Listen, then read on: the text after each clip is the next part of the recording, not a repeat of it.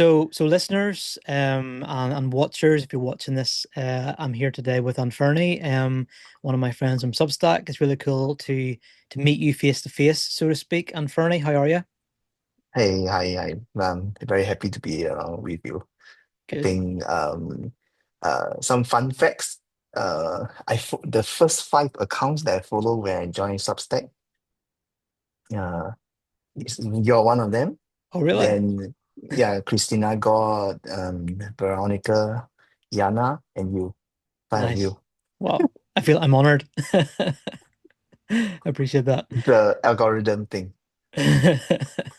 No, that's awesome. That's really cool to hear. I'm glad that you found what I was saying useful and you stuck around on Substack because you're doing really well now. You're growing really well on the platform. Your publication seems to be taking Um, off. y yeah, yeah, steady growth.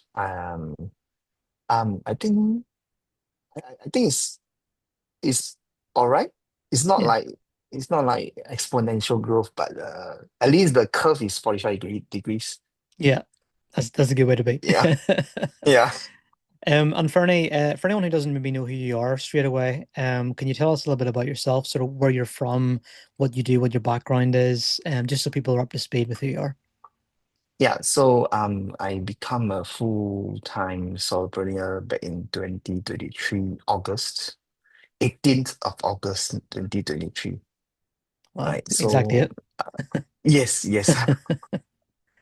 Right. So prior to that, I run a few startups and I was in the corporate world, but something is very uh, something feels missing when I was in the corporate world, and I found out about solopreneurship, right? And I think that it is a very good business model, right? Mm, I think end of the day, uh, in the grand scheme of things, in the long term, there'll be two very distinctive business model. One is corporate enterprises, right? The other one is really solopreneurs. Okay, of course there are side hustles, freelancers, and all that, but eventually, um, they'll all become a solopreneur, mm, right? Of course, in my newsletter I talk about the differences between all of them, but ultimately, and some of the solopreneurs will eventually set up a company, hire more people, and grow their business, right? But there will be a very specific group of solopreneurs who choose uh, to be sufficient, yeah. if that's the correct word to use it, Mm, right? And I think, I mean, Justin Welch is one of them. Is a very deliberate choice, mm, right? To run the business alone. So I think that's one very powerful business model of the future. mm, Okay. And so I've been doing that since 2023 August, right? And then I started off just like anyone else out there, mm. zero idea, zero followers. I had no idea what to do. So um so I just shared with Veronica just last week, just this week as well, right? So I just anything that I can think of, I will just do it, Mm. right? Um so so I think eventually I reached to a point whereby, oh, so this works, right? So if those of you can search my name, you know that I have a Gumroad account and I sell. In my Gumroad account, I have like coming 40 over digital products that I sell. Wow. And mostly are Notion related products because I'm in love with Notion. Okay. Mm, And AI products, right? So so by far, I reached a stage whereby, okay, this is what I intend to do, and I explore ways to scale up, yeah. right? But I think the key thing is really everybody starts with zero idea what they want. Yeah. I agree. I Okay. agree. Yeah. And the interesting thing is at the later stage in 2024 April, I decided to own my own email list. Mm, Right? So I was researching around, and I saw your article from Google, right? And then I realized, oh, there's such a thing called Substack in April last year, just last year only, April, Oh wow. right? So I joined in April last year, and yeah, and I was learning how to get more email subscribers and stuff like that. And not sure if you remember, I was one of your guest Yes, posts. you're yeah. Yes, very early stage, and I'm very glad that I happened to learn how to get my hands on that. So it was a fun time, and so I what I'm doing with Substack is a bit different. What I'm doing in Substack is I try to share what I've learned, Mm, right, with my audience. Okay, not I. The aim is really not to sell things in Substack because I already have a very good sales marketing mechanism in Gumroad and all my other platforms. mm, So Substack is mainly to share with my subscribers my journey, right, of hitting currently I'm hitting about 8 to 10K a month wow, selling digital products. great. Right. So everybody online says that 10K is the secret number, the magical number, right? Mm, So um yeah, it was not nothing is always flowery. Um there's always up and down. But what I'm doing here is really to share with my audience yeah, at all the ups and downs that anything that I feel will work, I will share it with. yeah, Yeah, and it works because I'm doing it. But I think the key thing is really what works for me doesn't mean it will work for anyone else. mm, All right, I'm sure you understand that. yeah, So so my job is really to help um aspiring solopreneurs in online to open up their mindsets, and there's no one fixed path, right? And that's what I'm trying to uh portray in my Substack.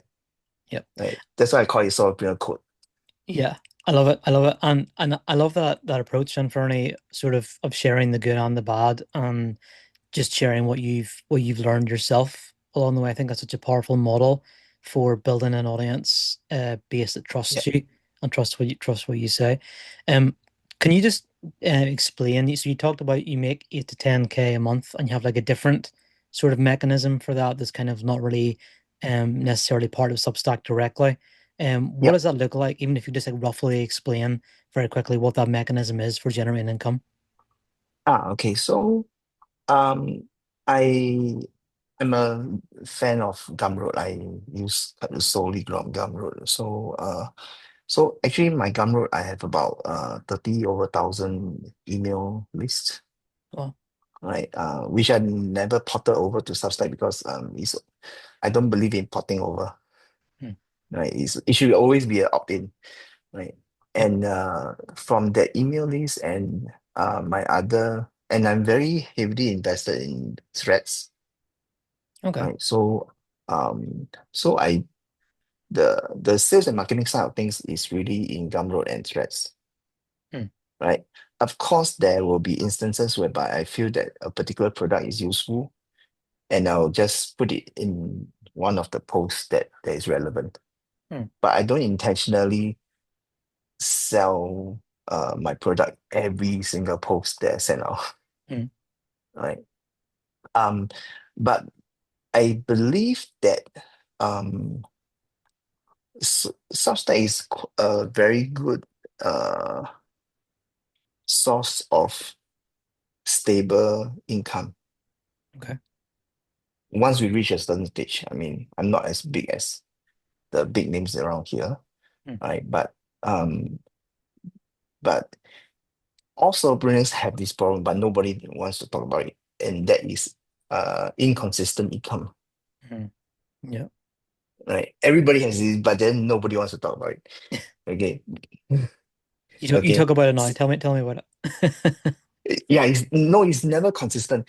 Whoever say that, oh, I can earn 10K every month is BS. Yeah. Right. So some there are good months, there are bad months, but I think that one model that I'm trying to reach is I will have a subscription model business income, Mm, uh, which I'm looking at Substack, right? yeah. So Substack will offer a baseline uh, predictable income, Yeah. right? And then my other digital products will be the ones that actually uh, gives me the higher profits, Yeah. right? And then with a stable income, then you will see that there's a baseline that you are that you can that you're in a better financial position to plan for things in life, Mm, yeah. right? And I agree. everybody knows that Singapore is one of the most expensive countries in the world Is it? to live in. Yeah, Okay. Didn't know that. yeah, you can go and Google search, Okay. right? So um, yeah, so I think the model, okay, so as solopreneurs, we should always look at every possible angle, right? Yeah. For you, definitely not just books, right? You also look at books, you also look at Substack, subscription and stuff like that. So for me, I'm very open to always looking at different angles and different revenue sources that I can think of, Yeah. right? So, So so just to explain, so you would have multiple income streams kind of working alongside each other. yes, And sometimes those income streams might like one might dip, but then the other ones maybe rise. Then you have this overall kind of sustainable source of income. yeah, Is that what you kind of mean? Or do you mean that there's like one that's like a base and then the other ones all kind of like move up and down? yeah. So Substack will be the base because if I can, so currently Substack, I am approaching 1K a month, Right. a very modest revenue. It's good though. Hope, right? Which is about 12K ARR, right? ARR. So I think as time goes by and I explore and I figure out how to better manage something, I think especially learning from you guys, I think it's a possible model to have a baseline income, Mm, right? So that's coming from the angle, right? But I kept it pretty separated. yeah. As, to answer your question, so Gumroad is really selling, right? But Substack is really more about sharing. Mm. I like that. Yeah. I like that. And so, Anfernee, you said that you use threads to promote your Gummer product. Is that what you said earlier? Yeah, something like Meta threads. Yes. Okay. Yes. Correct. That's interesting because I genuinely haven't heard very many people talking about threads in a while as Ah. a platform. So do you think there's maybe a bit of like an untapped market there? People should be maybe looking at threads to promote stuff? No, I believe that every one of us must have one main social media. Okay. All right. But don't be overly obsessed with a fixed one. Mm, Right. I started off with X. I mean, almost everyone started off with X, mm, right? And when I realized X and Substack, they don't really like one another. mm. There was a period of time, especially when Substack launched Notes, and then Elon Musk was like pretty pissed. Yeah. So we all know that, Yes. right? So I say, oh, then I mean, I run business so the moment there's this sort of friction happens, then I say, okay, then I better start looking for another social media platform, Mm, right? And I'm not a video person. I'm not a video person, so I don't the YouTube is definitely out of the league for now, mm, right? So when I look around and I say, oh, LinkedIn is too it's not my target audience anyway. mm. LinkedIn are very professionals, PMEs, professionals and executives. So when I was searching around, I say, there's a new platform, right? And I say, okay, let's give it a try. So I actually started Threads in November last year only, Mm. 2024 November, and now I have about 5,000 followers, Nice. right? Um, and and what I want to share is the good thing about hopping on new platform is you are at a level playing ground with the rest of the people, Mm, yeah. right? And like it or not, the algorithm is always favoring bigger accounts or accounts with more followers.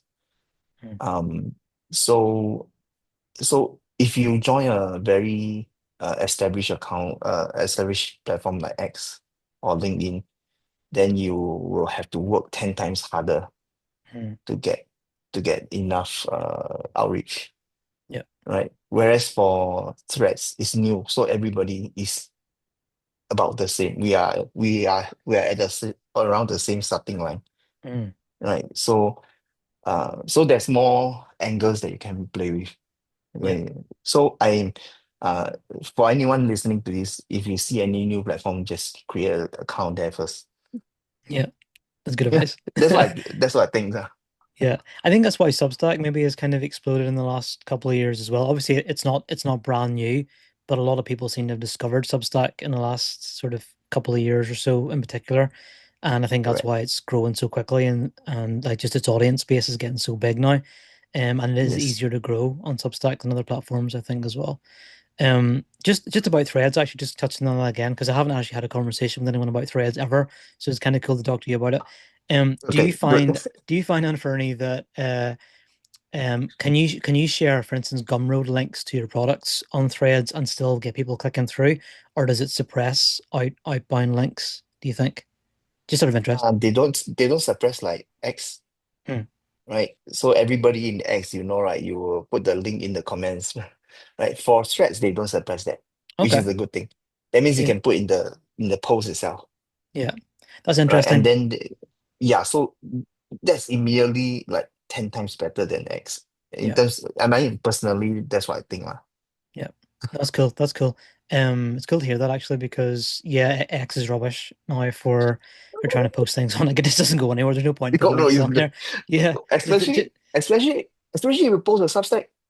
yeah, If yeah, you post a Substack link, your views will be like less than 10. yeah. I guarantee you.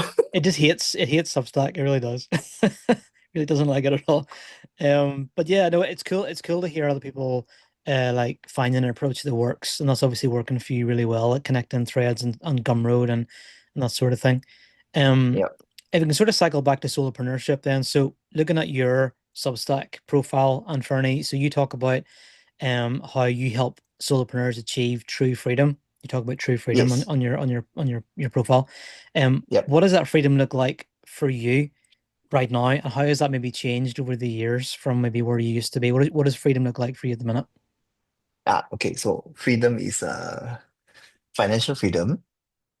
Hmm, This is the baseline, and time freedom and location freedom, nice. right? To me, these are the non-negotiables. Yep. Um, and solopreneurs like us, when we have experienced time freedom and location freedom, there's no way we will ever go back to corporate settings, Yep. I agree. right? You get to say, oh, let's go for a holiday tomorrow, right? Hmm, And you just go. There's no leave to apply. hmm, So I think and um I'm not saying we just throw everything off and go. We'll bring our laptop along, right? yeah. For sure. To the beach. Yes. Right. Um, yeah, but end of the day is these three very important freedom that most people dream of having, I would Yep. say. Yep. Right. But of course everybody's version of it is a bit different, Yep. right? Yeah, but that's probably the aim that everybody is aiming. Yep. Which of those do you find you personally enjoy most? Is it the financial freedom or the time freedom or location freedom? Time freedom. Time freedom. Hmm. Yeah, time is something you can never you just cannot buy. Yeah, I agree. Yep. That's Yeah. I love that sentiment. And so true. Um, like yeah, like today, for instance, I spent a good chunk of this morning just literally walking around my house with a cup of coffee in my hands, thinking about the plot of my next book. Like literally Yep, for a solid 2 hours, that's what I was doing. And obviously I couldn't do that if I worked for somebody else, if I worked for a corporation precisely, or whatever. So yeah, the time freedom really is precisely. the biggest thing, I Yeah, think. Um, yeah. So for me, I have 3 kids. yeah. Oh, three Okay. kids. Okay. Yeah. So in the morning I fetch them to school, and in the afternoon I fetch them back. I can stop by somewhere, get lunch for them, Hmm, and then they want to go playground, I'll just bring them along. nice. Yeah, so you can't really get those anywhere else. Hmm, yeah, I love that. I love that. And Fernie, so talking about solopreneurship, then I mean, people want to get to this point where they have that kind of freedom, in their time and financially and where they live. What's a trap that you see a lot of solopreneurs falling into in the process of trying to get to that point? And what's a mistake you maybe see a lot of solopreneurs repeatedly make on that journey? Uh, um, I've helped countless solopreneurs, and I feel that um the number one issue with I use issue is because it is obviously something that can be rectified, Mhm. okay, but they choose not to, and that is the determination to take action, Mm, right?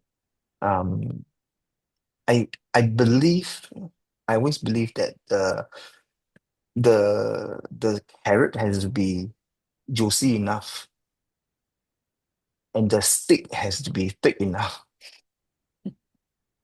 All right. So sometimes the stick is coming from uh you feeling that there is no need because nothing is pushing you. It's not urgent, right? The carrot is the tree freedom, right?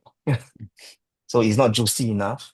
Uh, and of course, people with different phases in their life have different values and different priorities, mm, right? So there are so many multiple variables, but they all come together to help this person to take action or not, mm, right? So if the stick is not thick enough, the carrot is not juicy enough, the person will not take action. And this is the number one issue that I find with most solopreneurs, mm. right? So they want to get that 10K per month, but they don't want to create that lead magnet, Yeah. or they take months to create the lead magnet, right? Mm. I just shared with Veronica this week that it took when I first started, I launched one product every week, Oh wow. That's a lot. one digital product every week, Wow. right?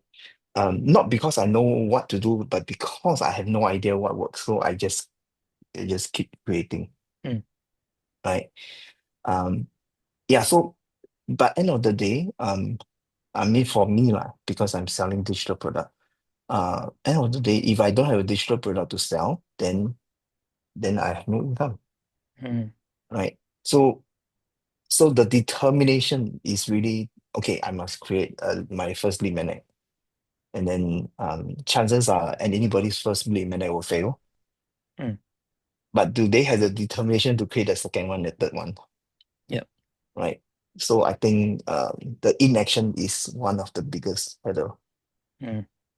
Right? Talking about digital products, then, this is something that if someone hasn't come across a digital product before, they might not even necessarily know what we're talking about whenever we say that.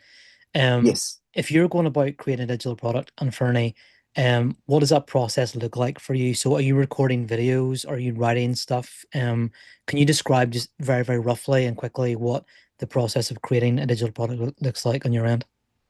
Okay, so for me, most of my digital products are Notion templates. Hmm, Okay, I also sell ebooks, but mostly, I would say 75% of my products are digital Notion templates. okay.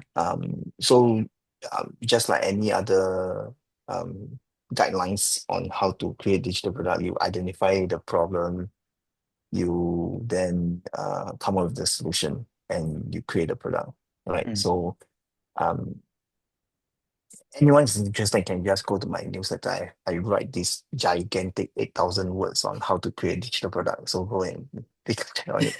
But I think the main thing is uh the you have to identify the problem. Mm, And um when I create my digital product, I usually stick to a very simple problem and solution, mm, right? Of course, now that I have created digital product over the past 2 years, my product gets more complicated now mm, to tackle different tiers of solutions and different problems. But when mm, I first started, it was really one simple solution for one simple problem. mm. Yeah, Yep. I How do think I you? think that's the key thing. Yeah, no, no, definitely. I've heard that advice a lot, and it's very, very true. Just solve one problem for one person. Um, how do you price your products then, Anfernee? So can you give us a bit of advice about the best way? Like, what would your like various tiers be in terms of your pricing? Okay, this one is very simple. Um, the f- when you first created it, and if especially when um you have very little following, price it as low as possible. Mm. Yep. Okay, forget all the whatever gurus tell you. You just want to get your leg into the door. Yeah. So you have to price it as low as possible, right? When you and there's no fixed guide on this must be this price. Mm. There's no such thing. Um, Danco can sell something for $1,000 and there will be still people buying. Hmm. Doesn't matter. It's because of his status and his branding, right? Mm. So there's no such thing as this must be this ebook must be $9, right? Mm. So end of the day, the pricing is not based on although a lot of people say, oh, don't undervalue. Again, if nobody buys, it doesn't matter how much value it is, Yeah. right? So for a start, you must price it as low as possible. Mm. In fact, most of my products started off as a lead magnet. Yeah. Okay, some of my product that is currently priced at $77 previously was a lead magnet. Wow. It Okay. was free, right? What I was doing is I get people to download and I test the market and I get feedback Mm. and I improve on that same product over the time. And then the next version, I I I I price it at $7. Mm. Okay, then I improve again, and then of course I have testimonials and reviews and stuff like that. Then that um, helps to price helps to position the price of the product. Yeah. Right. And then as I go along, it becomes $17, $27, $37, $57, Mm. eventually reaching $77. But when I reach $77, already there's 3,000, 4,000 people who downloaded or purchased that product already.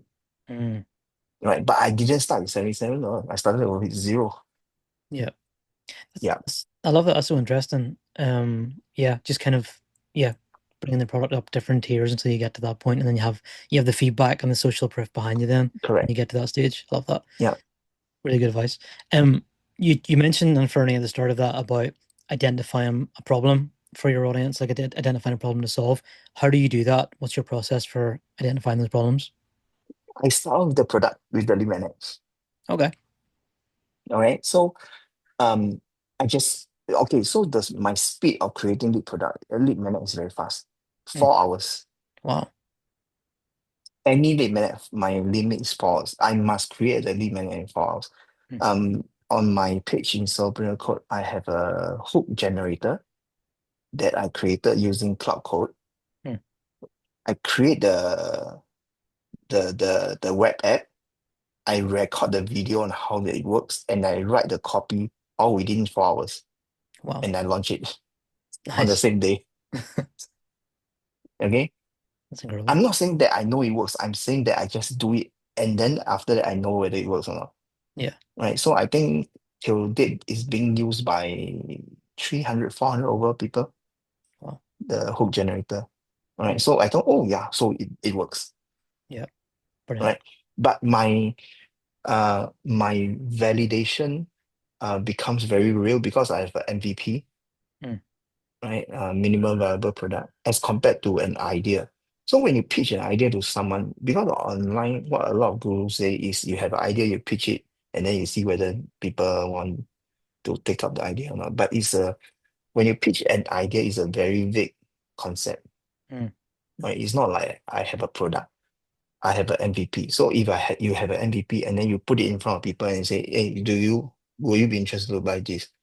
Then it becomes more tangible Mm. and you can get results and you can get feedback very fast. Because when they look at it, they say, ah, yeah, if only it is yellow color. Oh, then good. I just turn it to yellow color, then I can sell it. Right. So the the lead magnet are my validation uh, vehicle. Yeah. Right. And then the flow is the same one. After that, with the same thing, I improve on the lead magnet and maybe I sometimes I split it up. Mm. Right. Sometimes at the back of my mind, I already have the main product. But if I don't have, eventually that lead magnet becomes the main product actually. Okay. Brilliant Yeah. process. I love that. I love that. Yeah. Yeah, it's very cool. Yeah, I was going to ask about AI actually in this process. So, how have you? I know that you do use AI, and I use AI for things as well. How have you Yeah. incorporated that into your process for creating digital products, and then by extension, in terms of like promotion for your products, how have you used AI for that as well? I think AI is basically covers 80% of my work. Okay, Thankfully, I have AI. If not, I will not survive as a solopreneur. okay. Tell us about that. Especially sales copy and stuff like that. Mm. Right. I think there's no way I mean okay, so I also conduct AI training in Singapore to corporates and insurance agents. Yeah. Um what I always tell them is that we can definitely do something like that. It's just that whatever copy that the AI has done, we can definitely do it. It's just that we are not fast enough. Mm. Right? Yeah. Whatever takes them 10 seconds, we probably need half a day. I can remember 10 years ago when I tried to generate EDMs, right? It takes me like 2 days to come up with an EDM copy, Mm. right? But nowadays with AI, you just need half a minute Yeah. with the right prompts, of course, right? Mm. Um, so AI is a very good first draft generator, Yeah. right? I emphasize is first draft is because uh, uh, I always edit them 100%, Mm. right? But with the first draft, we work faster Yeah. because something is already there. Yeah. I'm not sure about you, but for me, I hate to come up with the first draft myself. Yes. No, no, I agree. My process now kind of looks like a lot of the time I will just use the voice function with say ChatGPT, for instance, and I'll Yeah, just talk to it for a bit and I'll say, here's what I'm thinking, here's my idea. yeah. And I'll Then just you kind of, just bounce yeah, thinking yeah. partner. You throw it at it and then it kind of Yeah, takes it all and puts it into like a nice summary or a framework for you. yeah, And then yeah. you can work with that. Yeah. Mm. Yeah. So, my process is somewhat similar. I have probably so I have an idea, but the idea is not good enough to be a post. For example, if you're talking about Substack post. Mm. Because know the idea, then you need to think about okay, what's the introduction? How do we design the frame? How do we frame the issue? How do we frame the solution? Right. So and I'm very slow with this. So I will bounce it off with ChatGPT. Then ChatGPT they'll come up with all the ideas Mm. and come up with points. And then from there, with the points and the headers, you realize that you can write a lot faster. Mm. Yeah, Yeah. no doubt about that.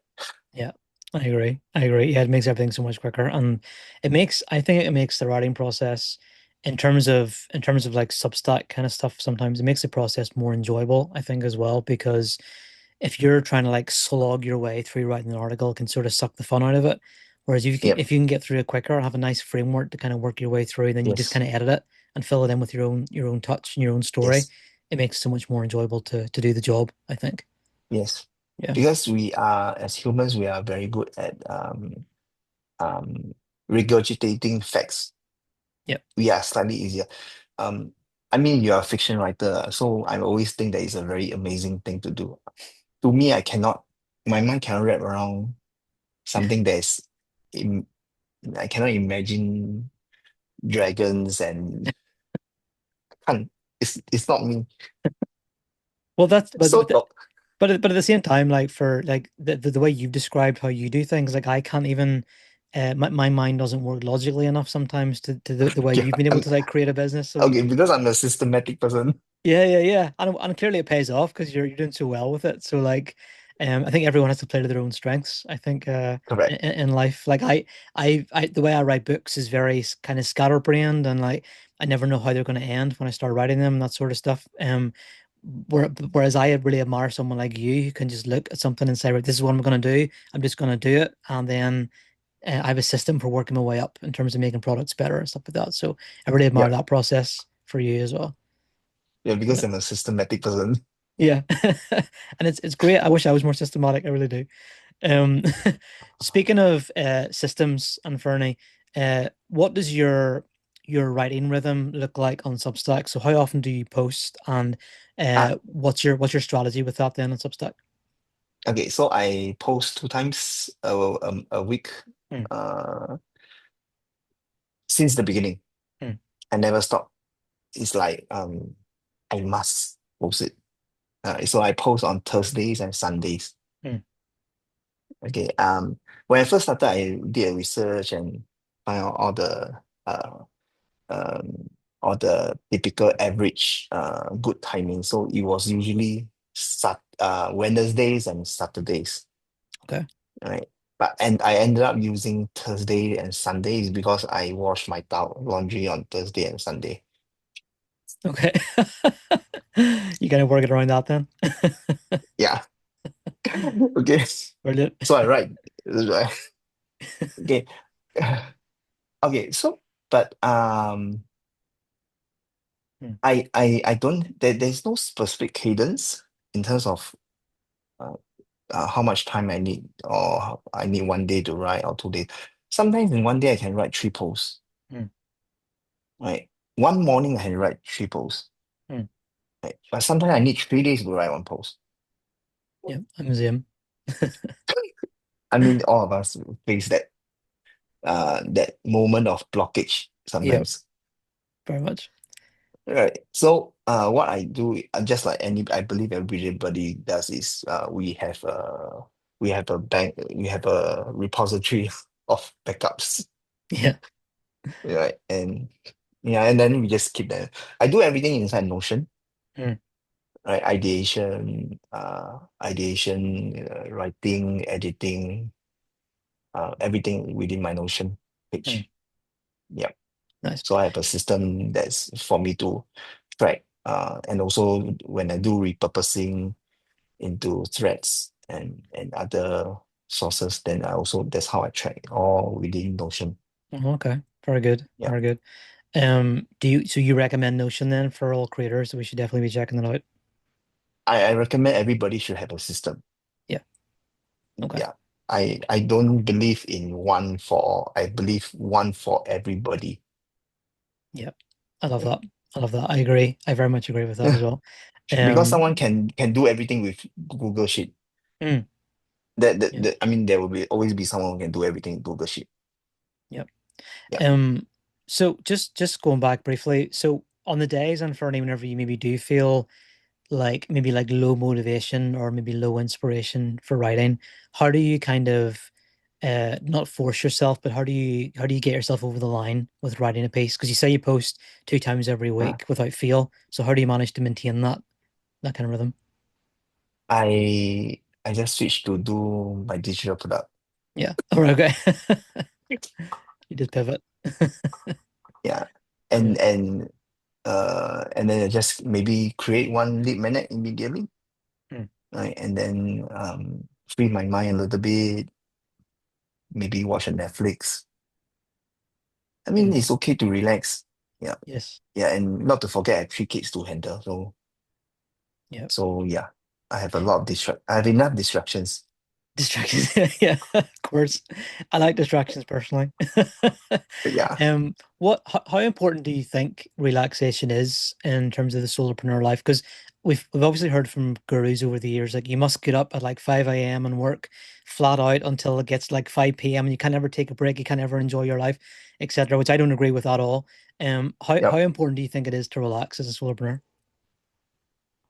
Um, I've I think it's important to know what you want, Mm, right?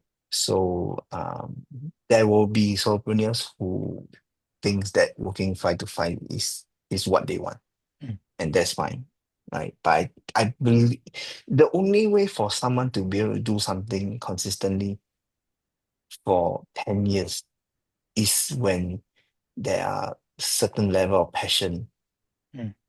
right? And because the moment you don't have passion to do something, I can't really believe that you are able to do it for 5, 10 years. Yep, Yeah. yep. I So I wrote about that as well. I wrote about that, which is Ikigai.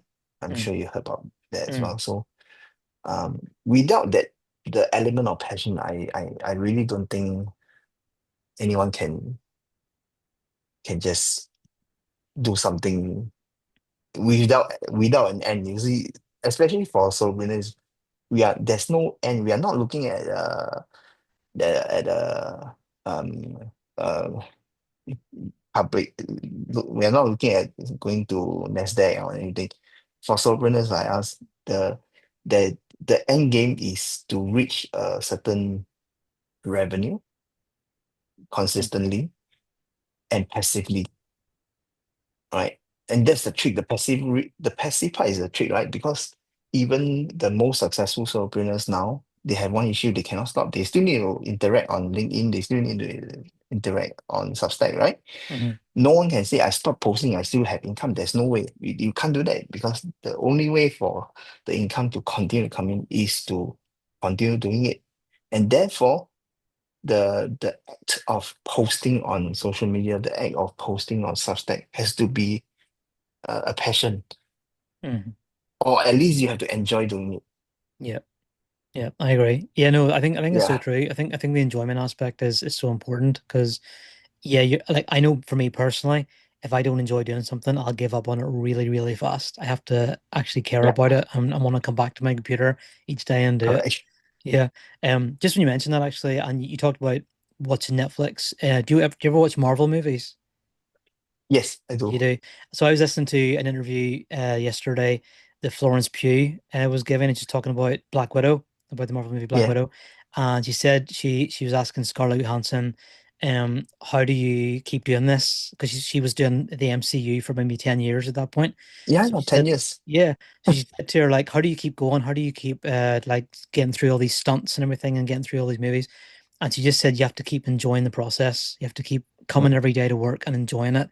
And as soon as you stop enjoying it, it's gonna all fall apart. So I yep, thought that was great advice, just obviously in a totally different industry, but so true that if you enjoy what you do, you're gonna keep going yeah, perpetually, I think. Yeah. yeah. Um Which is why like I mean a lot of people comment about AI and using AI to do certain things, right? So there are always others who ask me, hey, why don't you use AI to write mm. complete, right? Then I say, no, that's the only thing I enjoy about Substack. Why Yeah. are you taking it away? Yeah, yeah, yeah. I think that was always a big selling point of AI. I think at the start that they tried to sell, where they were like, you don't have to write anymore, and trying to pitch writers, and that you don't have to write is not a good way to go because writers enjoy writing. So like, it's not a good Yeah, selling point for us. Yeah, yeah. No, it's basically the only thing we really enjoy doing, yeah, right? And you're trying to tell me to use the AI to remove the only thing, the only joy I have. yeah, yeah. I agree. Yeah, AI should do all the other stuff. It should do all the automation It should and do my the laundry. do. Yeah, exactly. I agree. Yeah, as soon as someone figures out how to get AI to do laundry, that's going to be a game changer for sure. Totally. Yeah. I'm just going to ask you one more question, Anfernee, if that's okay. I don't want to take up too Yeah. much more of your time because I know it's late there. Um, if someone is listening to this today or watching this later, and they have that bit of a spark inside them to be a solopreneur, they've got an idea, they want to try it, but they haven't taken the leap yet in that process. What's the very first step you would suggest that they should take if they want to become a solopreneur? Just create first. Hmm. Um, yeah, that's you will never know whether you, in fact, you don't even know, the person probably doesn't know whether they truly enjoy it or not. Hmm. They probably look at it as a hype, a trend, right? But it takes a lot more determination and passion to be a solopreneur. Yep. I mean, to be a full-time solopreneur. So, don't quit your job if you're working. Yep. Deal with it as like a side hustle and try it out. Okay. And this is the best time because then you are not bounded, you are not constrained by financials, right? So you are more your mind is more open, you can be more free to create different things. Yep. Yeah. And then end of the day, you must ask yourself and to determine whether it's a passion or not. Hmm. Yep. Yes. Good Because advice. because I have been toying with I mean ever since you started your podcast, I've been toying about the idea of starting a podcast Do it. in Substack, Yeah. right? But I know I I'm not too sure whether I'm very passionate about it yet, Hmm. right? So I mean you can call it procrastination or whatever, right? So okay, I don't like to start something and just abruptly stop it. Hmm. I just want to like, okay, make sure I want, then I'll do. And the moment I start, it will last, right? So the podcast idea I've been toying around for a long time, Hmm. right? But I haven't get my head around it yet. Just do one episode. Just record one and see how you feel about it. And if you enjoy it, then you can do another one.